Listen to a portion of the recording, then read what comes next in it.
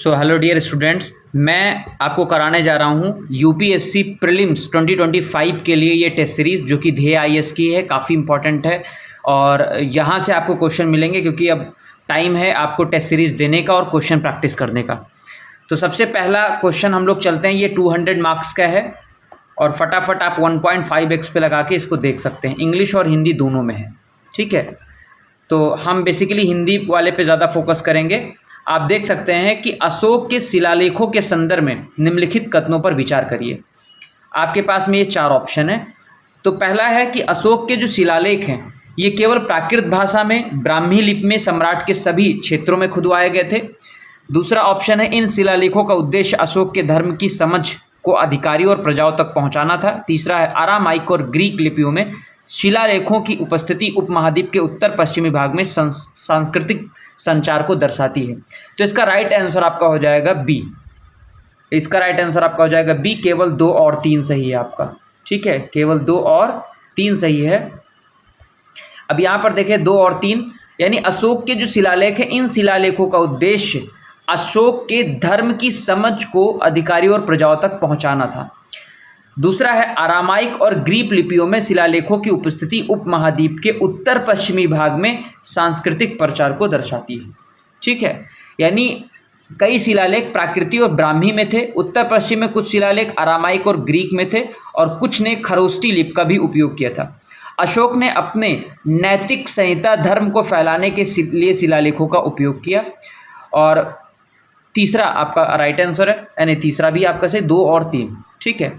चलो दूसरे प्रश्न की तरफ आगे बढ़ते हैं। विजयनगर भित्त चित्र परंपरा के संदर्भ में निम्नलिखित कथनों पर विचार करिए। तो दूसरे का जो राइट आंसर आपका हो जाएगा बी हो जाएगा, ठीक है। यानी 1 और 3 आपका सही है। यानी विजयनगर के संदर्भ में अगर देखा जाए तो विजयनगर भित्त चित्रों में धार्मिक विषयों के साथ साथ राजवंशी इतिहास को भी बताता था। और जो है तीसरा है आपका विजयनगर भित्त चित्रों की शैलीगत विशेषताएं नायक काल में कुछ भिन्नताओं के साथ जारी रही, ठीक है। ये आपका गलत है। एक यानी इसमें आपका 1 ऑप्शन सही है और 3 सही है। दूसरा क्यों नहीं सही है? क्योंकि विजयनगर शैली में चेहरों का चित्रण प्रोफाइल में होता है और ये 2 आयामी चित्रण का प्रयोग करती है, ना कि सामने या त्रिआयामी, ठीक है।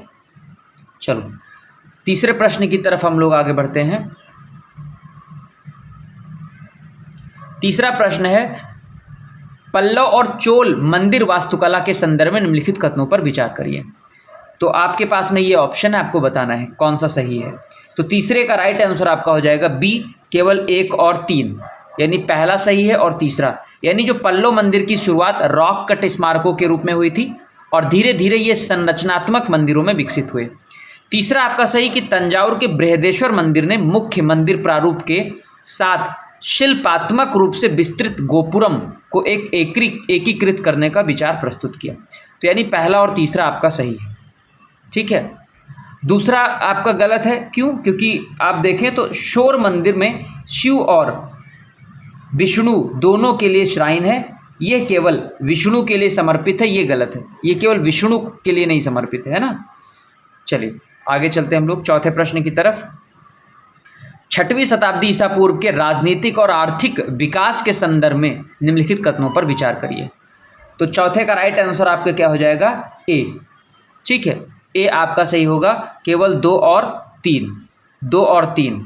6वीं शताब्दी की बात करें तो पड़ोसी राज्यों पर आक्रमण को संसाधन प्राप्त करने का एक वैध तरीका माना जाता था और ब्राह्मणों द्वारा रचित जो धर्म सूत्र हैं उनमें शासकों को कृषकों, कारीगरों और व्यापारियों से राजस्व वसूलने की सलाह दी गई थी ब्राह्मणों के द्वारा, ठीक है।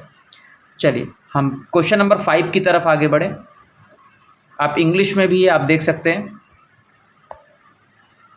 क्वेश्चन नंबर 5 है लॉर्ड बेल्जेली द्वारा प्रस्तुत उप सहायक गठबंधन प्रणाली के संदर्भ में निम्नलिखित कथनों पर विचार करिए। तो 5वें का राइट आंसर आपको बताना है क्या है। तो इसका राइट आंसर आपका हो जाएगा ए।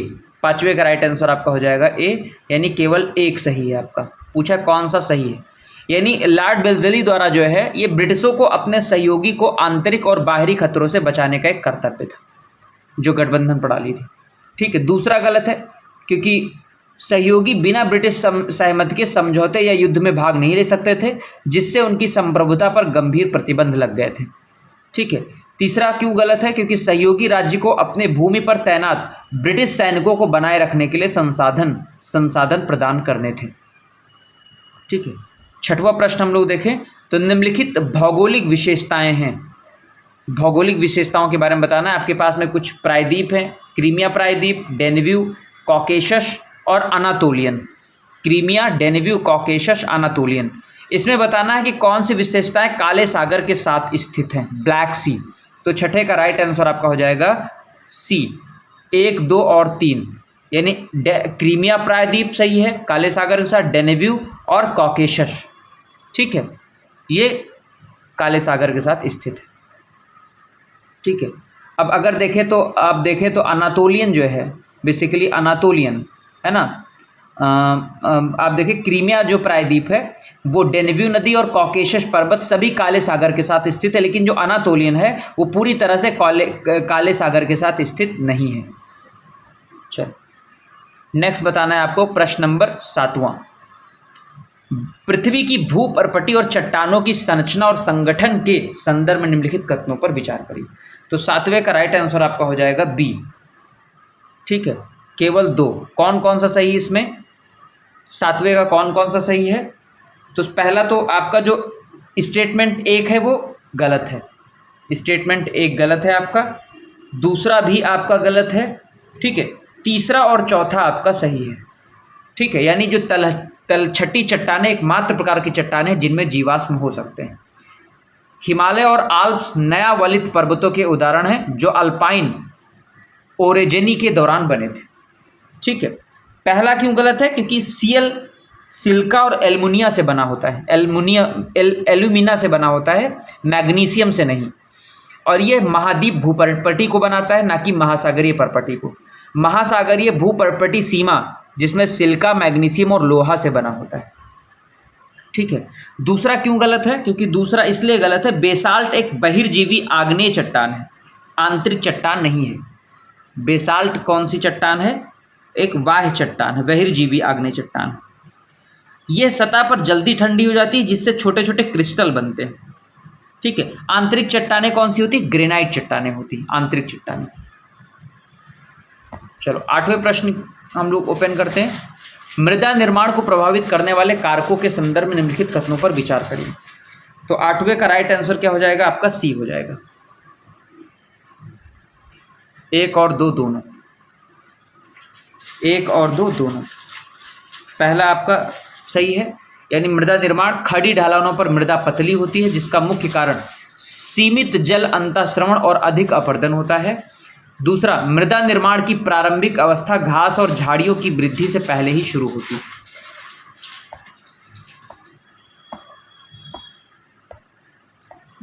चलो 9वें प्रश्न की तरफ आगे बढ़ें। निम्नलिखित में से कौन सा कथन नदी के पुनर्जीवन के दौरान निर्माण किए गए गहरे नदी घाटियों और गहराई वाले वक्र के निर्माण को सही रूप से समझाता है? तो 9वें प्रश्न का राइट आंसर क्या हो जाएगा? बी। ठीक है, स्थल का उत्थान या समुद्र तल में गिरावट नदी की ऊर्ध्वाधर अपरदन क्षमता को बढ़ाता है जिससे गहरी घाटी और गहराई वाले वक्र बनते हैं। ठीक है, 10वां प्रश्न है। निम्नलिखित में से कौन सा कथन सबसे सही रूप से ये समझाता है कि स्थल सतह लैंड सरफेस जल निकाय वाटर बॉडीज की तुलना में अधिक तेजी से गर्म और ठंडा क्यों होता है? तो 10वें का राइट आंसर क्या हो जाएगा? सी। जल अपनी पारदर्शिता और गतिशीलता के अवशोषित अवशोषित ऊष्मा को अधिक आयतन में फैला देते हैं जबकि स्थल ऊष्मा को सतह पर केंद्रित करता है। ठीक है, तो ये 10 प्रश्न हैं। बाकी का क्वेश्चन नेक्स्ट हम उसमें कराएंगे। धन्यवाद।